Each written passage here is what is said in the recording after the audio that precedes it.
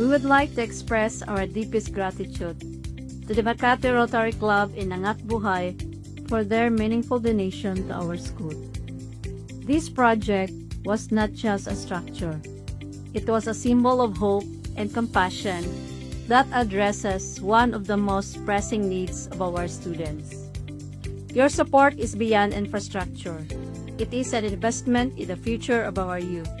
Thank you for helping us bring education closer and more accessible to every child. Malaking tulong po ang proyektong ito sa amin dahil nababawasan ang aming dropout rate, tardiness at absenteeism. Pinapangako po namin na maging produktibo at kapakipakinabang ang mga benepisyaryo sa dormitory project na ito.